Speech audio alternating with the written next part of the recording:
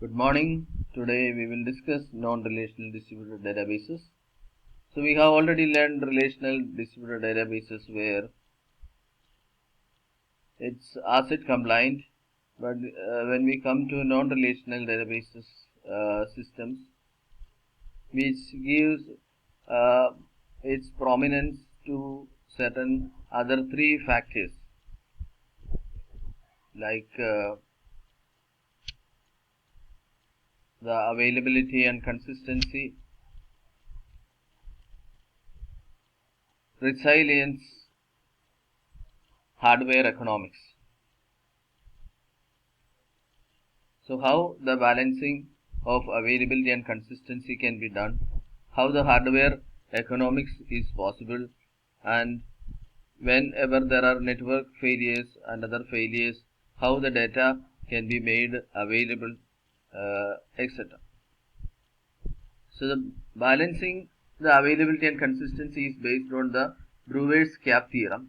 It explains the distributed database that aims to scale beyond a single local network must choose between availability and consistency in the event of a network partition, so that it may give its importance to more on availability or consistency. An ACID compliant database is giving more importance to it to bring about consistency. The hardware economics means even small differences in the cost of individual servers multiply quickly when a system scales to thousands or hundreds of thousands of nodes. This is a practical scenario. Therefore, an economical database architecture will better leverage commodity hardware so as to take advantage of the best price performance ratios available. It may further become necessary to be able to cope with disparities between server configurations, so that new hardware can be added to database cluster without requiring all existing nodes to be upgraded to the latest hardware specification. Resilience. In a massive database cluster, nodes will fail from time to time. In the event of these failures, there can be no data loss, interruption to availability, or maybe even failure at the transaction level. So, here we discuss MongoDB in detail today. So, where sharding is important for us, and sharding is a type of database partitioning that separates very large database into smaller, faster, more easily managed parts called data shards. And what do you mean by shard? Shard means a small part of a whole.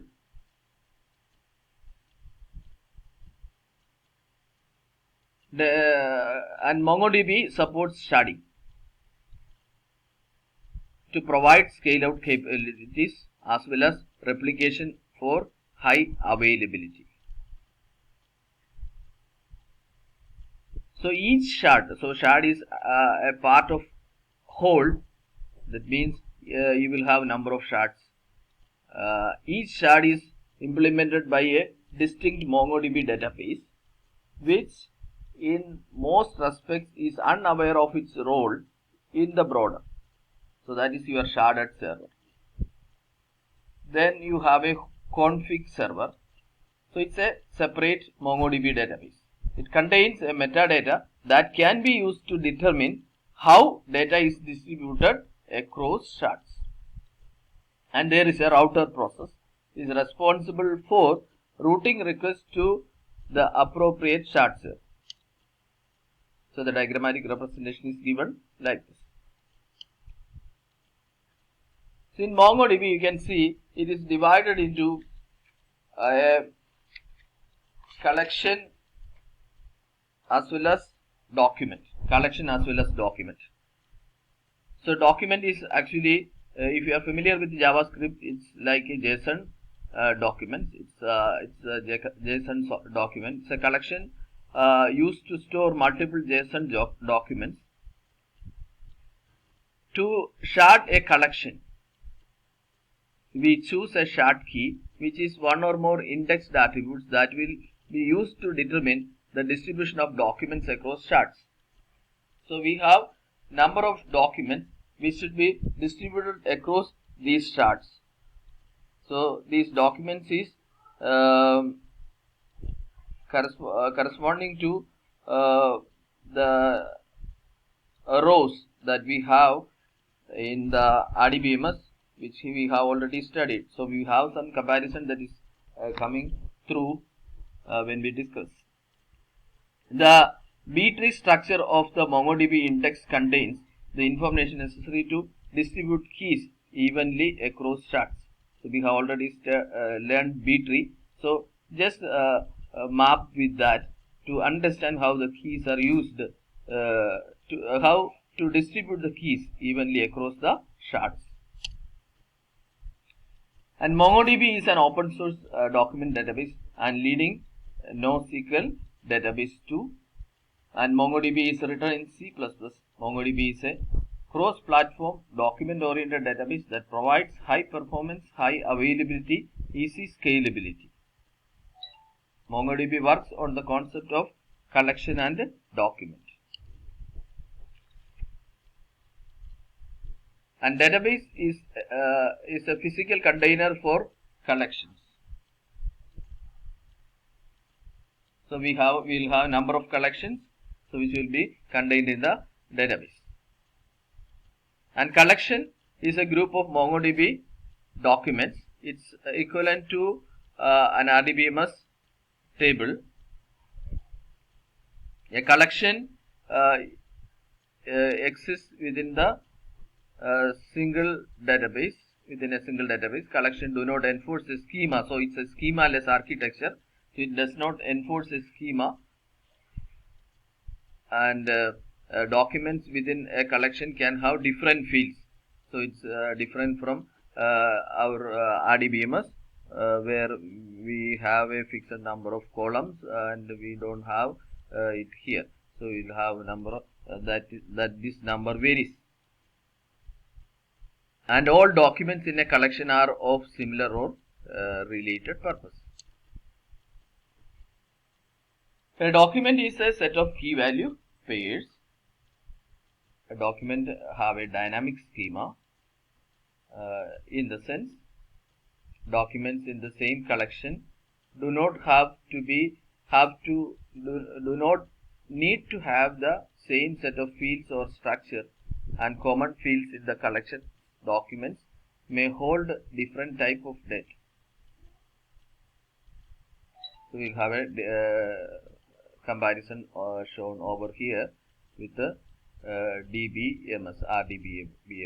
So a table is equal compared to collection, tuple is compared to document, column is compared to field, and table join is compared to embedded document. So that is familiar with the JSON document, in which you can see that which we write here, and the primary key which is already provided by default in MongoDB here. So the example is given here in the MongoDB. We'll have it like this.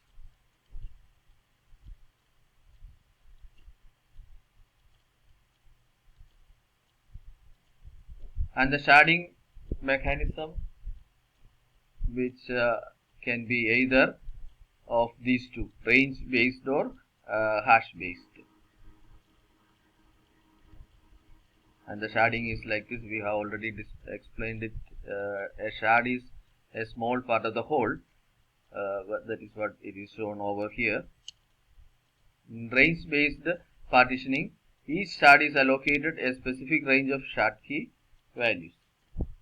MongoDB consults the distribution of key values in the index to ensure that each shard is allocated approximately the same number of keys. In hash based sharding, the keys are distributed based on hash function applied to the shard key. So there is a practical example which is given here. There is an order collection sharded by order date, that is for the indexed range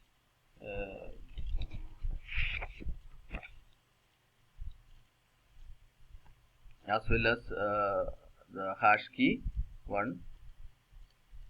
So see the difference is in the case of range based partitioning, it allows for more efficient execution of queries that process range of values, since these queries can often be resolved by accessing a single shard. When range partitioning is enabled and the shard key is continuously incrementing, the load tends to aggregate against only one of the shards, thus unbalancing the cluster.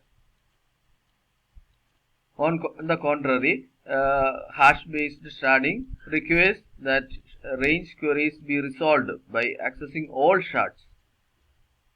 Hash-based sharding is more likely to distribute hot documents evenly across the shards or across the cluster, thus balancing the load more effectively.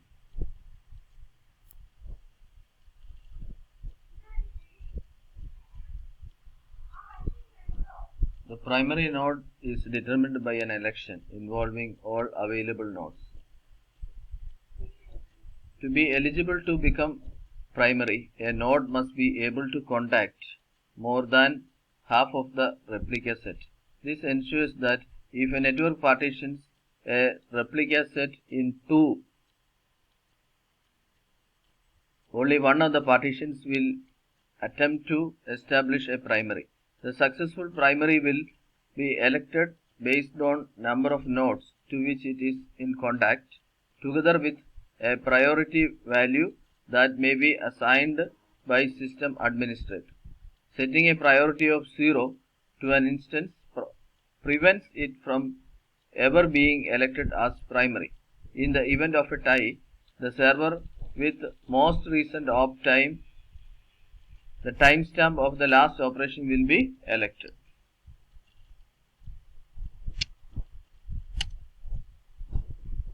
The primary store information about document changes in a collection with its local database called oplog, operation log. The primary will continuously attempt to apply these changes to secondary instances. Members within a replica set communicate frequently via heartbeat messages. If a primary finds it unable to receive heartbeat messages from more than half of the secondaries, then it will renounce its primary status and a new election will be called. So here comes the figure to explain the same. So there is arbiter, which are special servers that can vote in primary election but that don't hold data. For large databases, these arbiters can avoid the necessity of creating otherwise unnecessary extra servers to ensure that a quorum is available when electing a primary. So there are write concerns as well as read preferences too. A MongoDB replication has some control over the behavior of read and write operations. The write concern setting determines when MongoDB regards a write operation as having completed. By default, write operations complete once the primary has received the modification. The read preference determines where the client sends a read request. By default, all read requests are sent to the primary. However, a client driver can request that read requests be routed to the secondary if the primary is unavailable, or to secondaries, or to whichever server is nearest. The later setting is intended to favor low latency over consistency. Thank you.